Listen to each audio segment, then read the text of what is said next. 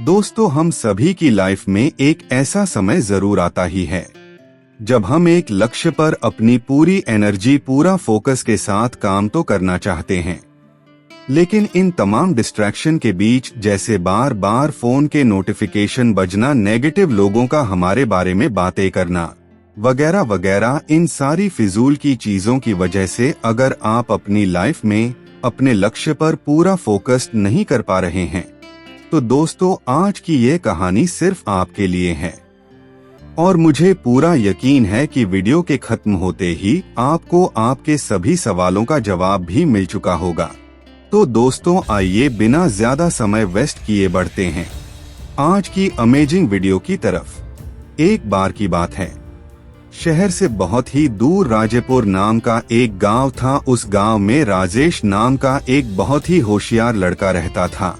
वह पढ़ाई तो बहुत करना चाहता था, लेकिन उसकी पढ़ाई पूरी तरह से नहीं हो पाती थी, क्योंकि राजेश, जिसे अपना घर चलाने के लिए काम भी करना पड़ता था, वो हर रोज उसके उस्ताद के खेत में जाता, पूरा दिन भर वहाँ काम करता और शाम को घर वापस आकर वो थोड़ा बहुत समय अनुसार पढ़ाई भी कर लिया करता था। अब जैसे ही राजेश 12वीं क्लास में गया तो सभी गांव वालों को यही लग रहा था कि हमारे छोटे से गांव से यही लड़का 12वीं में फर्स्ट क्लास से पास होगा और हमारे गांव का नाम रोशन करेगा, क्योंकि सारे गांव वालों को पता था कि राजेश पढ़ाई में बहुत ही होशियार है।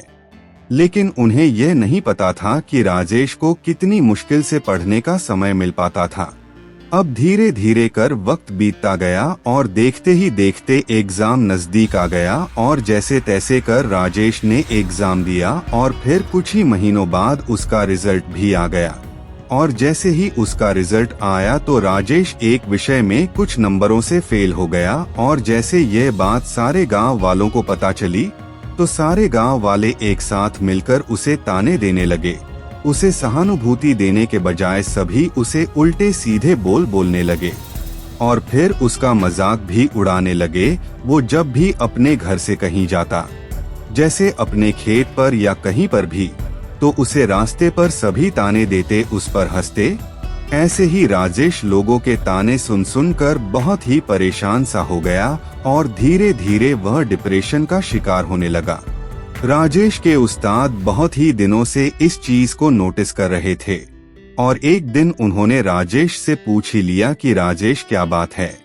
मैं कुछ दिनों से देख रहा हूँ तुम काफी ज्यादा परेशान से रहने लगे हो। और फिर राजेश रो रो कर अपनी आप बीती बातें उस्ताद को बताने लगा कि उस्ताद जी, मैं जब भी अपने घर से कहीं बाहर जाता हूँ तो उस रास्ते पर जितने भी लोग मुझे मिलते हैं वह सभी मिलकर मेरा मजाक बनाते हैं, मुझ पर हंसते हैं। तब उस्ताद ने राजेश से कहा, बस इतनी सी बात, ये कोई बहुत बड़ी समस्या नहीं है।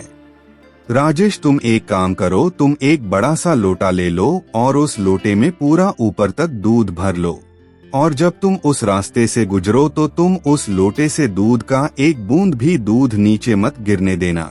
तब राजेश ने पूछा, उससे क्या होगा उस्ताद जी? तब उस्ताद मुस्कुराए और कहा, तुम इसे करके तो देखो। राजेश ने एक दिन वैसा ही किया। वो जब भी उस रास्ते से दूध का लोटा लेकर निकलता तो उसका पूरा फोकस उस लोटे पर इतना गहरा होता कि उसे लोगों की तानों से भरी आवाजें सुनाई ही नहीं देती। वो इतने ध्यान से उस लोटे को लेकर चलता कि उस लोटे से दूध का एक भी बूंद नीचे नहीं गिरने देता। इसकी वजह से उसे लोगों के तानों की आवाज सुनाई ही नहीं देती। और इसी तरह राजेश अपने लाइफ में फोकस्ड रहना सीख लिया और एक अच्छे भविष्य का निर्माण किया। तो दोस्तों, इस छोटी सी कहानी से हमें यह सीख मिलती है कि हमें अपने काम में इतना व्यस्त और मग्न हो जाना चाहिए, हमें अपने आप को अच्छे कामों में इतना व्यस्त कर लेना चाहिए कि डिस्ट्रैक्शन की ओर देखने का हमें समय ही ना मिले। दोस्तों, इतना फोकस अपने काम पर लगा दो कि बाकी की चीजों का आप पर कोई असर ही ना हो। नेगेटिव लोगों की आवाजें, लोगों की ताने आपको सुनाई ही ना दें। अगर सुनाई दे भी तो आप उन पर प्रतिक्रिया करना बंद कर दें।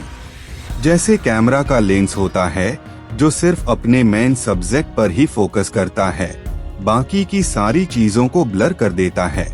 तो बस आपको भी उसी तरह अपने काम पर, अपने टारगेट पर फोकस करना है। फिर बाकी की चीजें तो अपने आप ही ब्लर हो जाएंगी।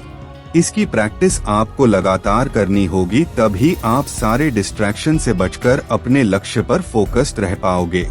तो दोस्तों, कैसी लगी यह अमेजिंग वीडियो? अगर अच्छी लगी हो तो इसे लाइक कर देना और चैनल को सब्सक्राइब कर बेल आइकन भी ऑन कर लेना, ताकि आने वाली वीडियो की नोटिफिकेशन सबसे पहले आप तक पहुंचे।